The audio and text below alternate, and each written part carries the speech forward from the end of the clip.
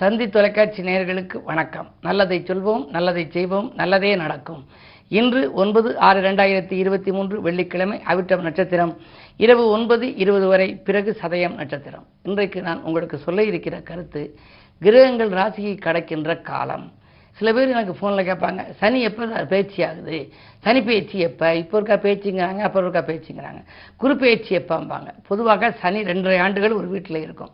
சில சமயங்களில் வக்ர இயக்கத்தில் கீழே போணுச்சுன்னா அதை ஈடுகட்ட அடுத்த ஆண்டுக்கு போகும். இப்போ முறையான சனிப்பெயர்ச்சி 20/12/2023 வருது. சென்ற சனிப்பெயர்ச்சி புத்தகத்திலேயே, தினத்தந்தி வெளியிட்ட சனிப்பெயர்ச்சி புத்தகத்திலேயே நான் அதை குறிப்பிட்டிருக்கேன். நான் எழுதின புத்தகத்தில் இந்த தேதிக்கு அது பயிற்சி ஆகுங்க குறிப்பிட்டிருக்கேன். பொதுவாக அது வாக்கிய கணித ரீதியான பயிற்சி.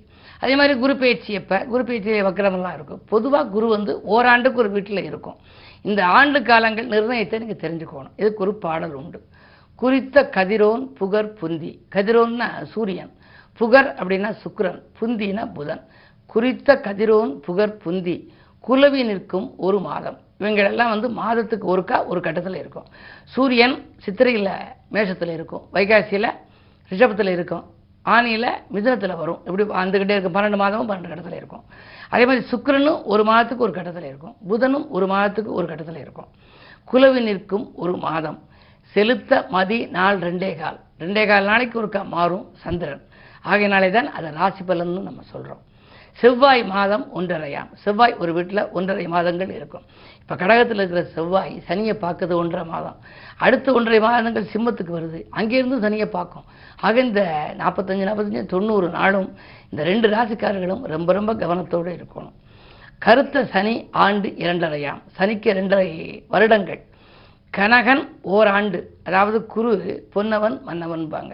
கனகன் ஓராண்டு, அரவு 2ம், நிறுத்த ஆண்டு 1.5. ராகு கேதுக்கள் 1.5 ஆண்டுக்கு ஒரு முறை பயிற்சியாகும். ராசி ஒன்றில் நின்றிடுமேனு பாட்டு.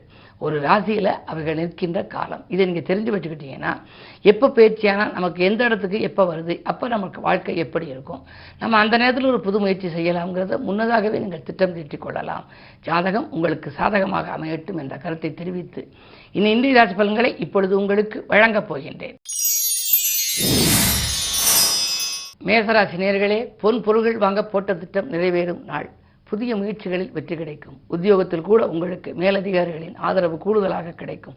உங்கள் கருத்துக்களை அவர்கள் ஏற்றுக்கொள்வார்கள். பாராட்டு மழையில் நனையப் போகின்றீர்கள்.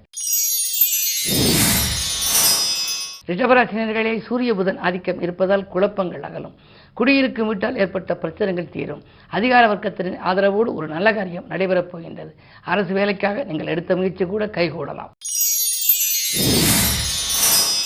மிதுனராசி நேயர்களே, உங்களுக்கெல்லாம் காலை 10:08 வரை சந்திராஷ்டமம். எனவே அதிகாலையில் நீங்கள் செய்யும் முயற்சிகளில் அலைச்சல் இருக்குமே தவிர ஆதாயம் இருக்காது. திட்டமிட்டபடி எதுவும் செய்ய இயலாது. விரயங்கள் கூடுதலாக இருக்கும். மனக்குழப்பம் அதிகரிக்கும். அதிகத்திற்கு மேல் மனக்கலக்கம் அகலும். நினைத்தது நிறைவேறும். மனப்பாரங்கள் குறையும். தொழில் அபிவிருத்தி உண்டு. கடகராசி நேயர்களே, உங்களுக்கெல்லாம் காலை 10:08க்கு மேல் சந்திராஷ்டமம்.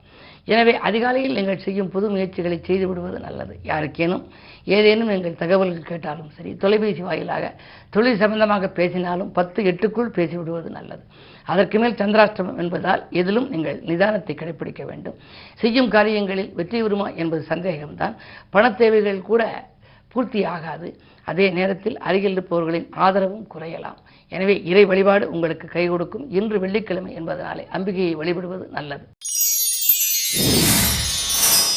சிம்மராசி நேயர்களே, உங்களுக்கெல்லாம் ராஜநாதன் சூரியன் பலம் பெற்று புதனோடு இருக்கின்றார்.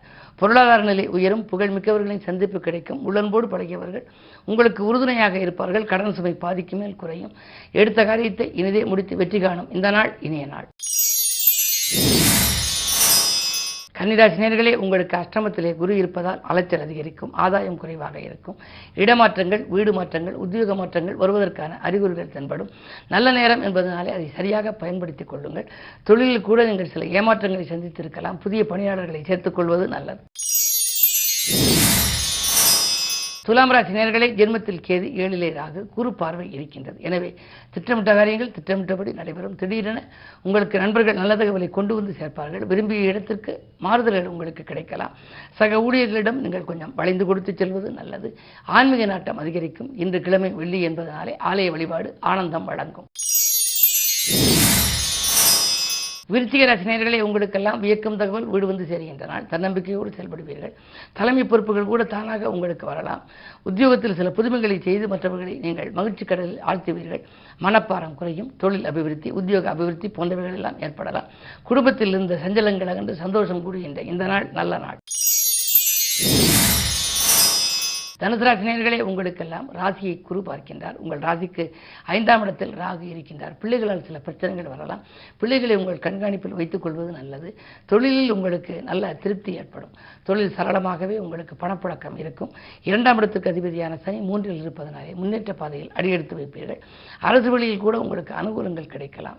எந்த நேரம் செய்ய நினைத்தாலும் அதை செய்ய இயலும். அந்த அளவிற்கு உங்களுக்கு பொருளாதார நிலை இடம் கொடுக்கும் நாள் இந்த நாள்.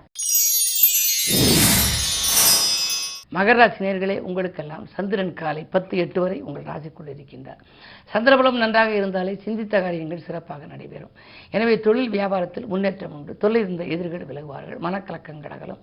தாய் வழி ஆதரவு உண்டு. திருப்தியான நாளாக இந்த நாள் உங்களுக்கு அமையப் போகின்றது. கும்பராசி நேயர்களே, உங்களுக்கெல்லாம் காலை 10:08க்கு மேல் உங்கள் ராசிக்குள் சந்திரன் வருகின்றார். சந்திரனோடு சனி சேருகின்ற பொழுது சனி சந்திர யோகம் என்று உண்டு. மந்தன் சனி என்பது இருப்பதனாலே மனக்குழப்பம் கொஞ்சம் அதிகரிக்கும். இதை செய்வோமா அதை செய்வோமா என்ற ரெட்டித்த சிந்தனை மேலோங்கும். குடும்ப ரகசியங்களை மற்றவர்களிடம் சொல்லிவிட வேண்டாம். அதேபோல உத்தியோகத்தில் கூட மேலதிகாரிகளின் இணக்கம் கொஞ்சம் குறைவாகவே இருக்கும். அவர்களுடைய கோபத்திற்கு ஆளாகாமல் பார்த்துக் கொள்வது நல்லது. உத்தியோகத்தில் நீங்கள் சக ஊழியர்களிடம் வளைந்து கொடுத்து செல்ல வேண்டும். உங்கள் முன்னேற்றத்தை பற்றி நீங்கள் தெரிவிக்க வேண்டாம். அப்படி இருப்பது மட்டுமல்ல, வெள்ளிக்கிழமை என்பதால் அம்பிகை வழிபாடு இன்பம் வழங்கும். மீனராசி நேயர்களே, உங்களுக்கெல்லாம் இன்று கரைந்த சேமிப்புகளை ஈடுகட்டும் நாள். கல்யாண கனவுகள் நனவாகும். காரிய வெற்றி ஏற்படும். நீண்ட நாளாக இழுபறி நிலையில் இருந்த வழக்குகள் இன்று சாதகமாக முடியும். அதே நேரத்தில் 2இலே குரு இருப்பதால் கொடுத்த வாக்கை காப்பாற்றுவீர்கள். இல்லத்திலே நல்ல காரியங்கள் நடைபெறுவதில் இருந்து தடை அகலும். பிள்ளைகளின் கல்யாணங்கள், பெற்றோர்களின் மணி விழாக்கள், முத்து விழாக்கள், கடை திறப்பு விழாக்கள், கட்டிட திறப்பு விழாக்கள் போன்றவற்றையெல்லாம் கவனம் செலுத்தியும் அந்த காரியம் நடைபெறவில்லையே என்று கவலைப்பட்டவர்களுக்கு இப்பொழுது துரிதமாக நடைபெறத் தொடங்கும். இந்த நாள் உங்களுக்கு ஒரு யோகமான நாள். மேலும் விவரங்கள் அறிய தினத்தந்தி படியுங்கள்.